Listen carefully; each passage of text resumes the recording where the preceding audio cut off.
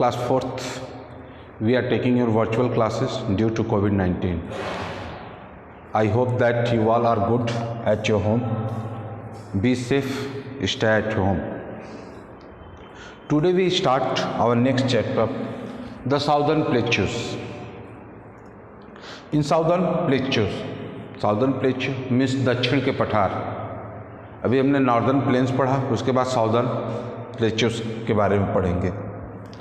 Plateaus is also known as a table land. Plateaus को table land के तौर पे भी जाना जाता है. तो हम साउदर्न प्लेट्यूज के बारे में पढ़ेंगे, जिसमें Malwa plateau, Chota Nagpur plateau, western Ghat and eastern Ghat.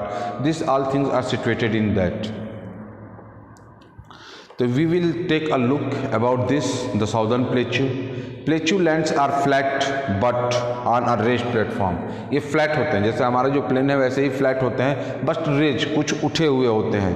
The slopes are rough and uneven. Plateaus land are also called table lands. और जो स्लोप्स होते हैं वो रफ होते हैं, वो खुदरा होते हैं. एंड अनइवन, कहीं ज़्यादा होगा कहीं कम होगा. Plateaus lands are also called table land. मैंने बताया जैसे कि प्लेट्यूज लैंड को हम टेबल लैंड्स भी कहते हैं.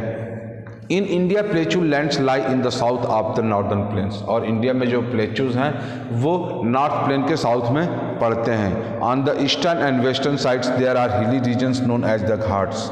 और ईस्टर्न एंड वेस्टर्न साइड में, जैसे इंडिया का ये जो मैप है, नियर अबाउट ऐसे जाके है. तो ये जो है ये पूरा ये प्लेट्यूज है, ऐसे ये आके ये प्लेट्यूज है. ये जो है ये वेस्टर्न घाट है. This one is the eastern ghat. तो ये हिली एरियाज हैं.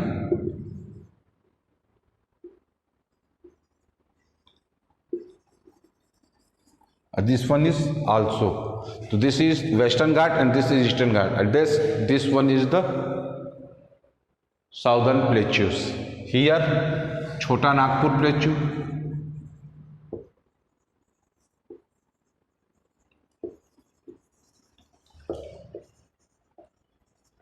Chota Nagpur Plateau, region of basically Jharkhand,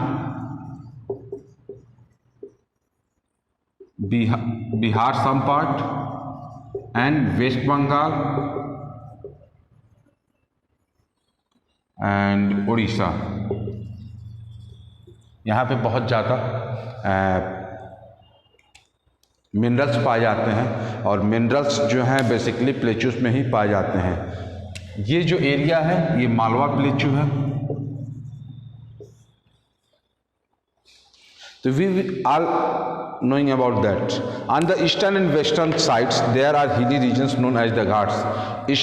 western और ईस्टर्न पे हिली साइड से इनको घाट्स के नाम से जाना जाता है. The Aravali ranges lies in the north west of the southern plateaus. और यहाँ पे मालवा प्लेट्यू के ऊपर जो है ये अरावली रेंजेस हैं. In the north east lies the Rajmahal hills. और नॉर्थ ईस्ट में इस साइड राजमहल हिल्स हैं. Two southern plateaus are near triangular in shape. Southern plateau क्या है? Near triangular in shape. ये लगभग ट्रेंगुलर है, देख रहे हैं यहाँ पे थोड़ा सा ये चौड़ा है ऐसे आगे के, तो ये ट्रेंगुलर इन शेप है. Kanyakumari makes the southern most tip of the main land and also of the southern plateau regions.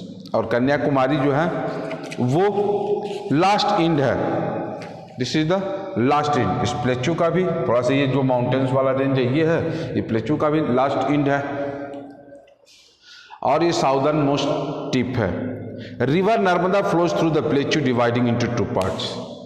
Narmada नदी बहती हुई है इस प्लेट्यू को दो पार्ट में डिवाइड करते हुए. The northern plateau is called central highlands. और जो नॉर्दर्न पोर्शन है, जो ऊपर वाला पोर्शन है, that is known as the central highland. While the southern portion, जो नीचे वाला पोर्शन है, that is the Deccan plateau. This lower portion is known as the Deccan plateau.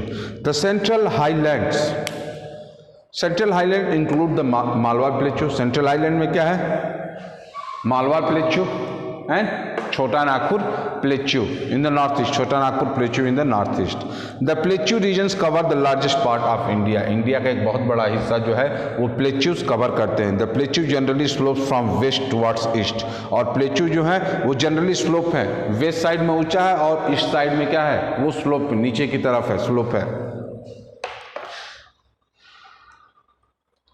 The land surface is Rocky and uneven, जो land surface है उसका वो Rocky है, पथरीली है, और अनइवन, कहीं ज़्यादा ऊंचा है कहीं कम है। Soil is not very deep, और बहुत ज़्यादा मिट्टी नहीं है। Low fertile valleys have been formed where the rivers have washed away the rocks, और लो फर्टाइल वैलीज हैं, कहीं कहीं बहुत कम फर्टाइल भूमि है जहाँ पे नदियों ने क्या किया, नदियाँ पत्थरों को लेके चली गई, रॉक्स को लेके चली गई हैं, तो वहाँ पे थोड़ी सी मिट्टी मिल गई है और जिसकी वजह से वो लो फर्टाइल एरिया है। A number of rivers flows through the plateau region, plateau region में कई सारी नदियाँ बहती हैं। Narmada and Tapti are the only two rivers that flow westwards, Narmada और ताप्ती दो नदियां हैं जो वेस्टवर्ड्स की तरफ बहती हैं, वो इस डायरेक्शन में बहती हैं।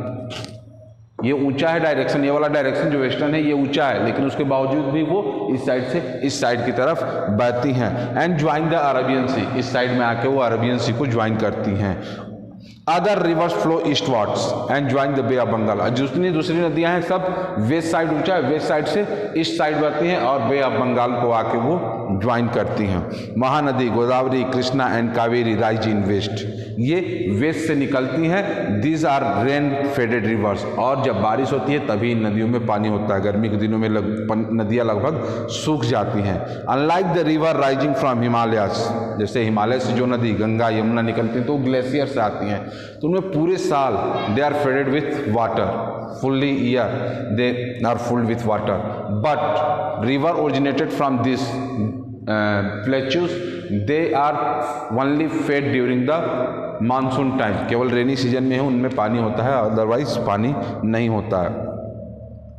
इन case of heavy rainfall they are flooded, अगर ज़्यादा बारिश हो जाए तो वो बाढ़ आ जाती है उन नदियों में। Chambal, Betwa, Ken and Son rivers join the Yamuna and Ganga, Chambal, Betwa, Ken और सोन नदियाँ जो हैं यमुना और गंगा को ज्वाइन करती हैं। This river have a northward flow, और ये जो नदियाँ हैं ये नॉर्थवर्ड, ये इस साइड से इस तरफ को बहती हैं।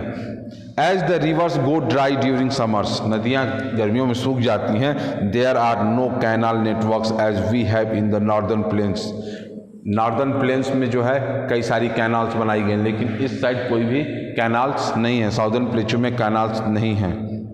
Irrigation in the plateau region is mostly from tanks in which rain water gets stored, और जो सिंचाई होती है प्लेच्यूज में वो ज़्यादातर टैंक में जो पानी स्टोर किया जाता है बारिश का, उसी से होती है। A number of dams have been set up on the rivers to store water, और बहुत सारी नदियाँ सेटअप की जाती हैं, बहुत सारे डैम्स बनाए गए हैं नदियों पे जहाँ पे पानी स्टोर किया जाता है और उनका गर्मियों में हम यूज़ करते हैं। The Godavari is the most scared of all the reverse in the south, Godavari नदी जो है वो सबसे बड़ी नदी है साउथ में। इट राइजेस एट त्रैम्बकम, ये त्रैम्बकेश्वर में इन महाराष्ट्र से निकलती है। As the Ganga is the people in north, ये गोदावरी का भी महत्व उतना ही है साउथ में जितना नॉर्थ में गंगा का महत्व है, गंगा नदी का महत्व है। Kaveri is the people in south, it is the known as the Dakshina Ganga, जो कावेरी है वो पीपल जो इसको वहाँ के लोग हैं उसको दक्षिणा गंगा कहते हैं। Kaveri is the main river flowing through the state of Karnataka, और ये मेन नदी है जो कर्नाटक स्टेट में बहती है।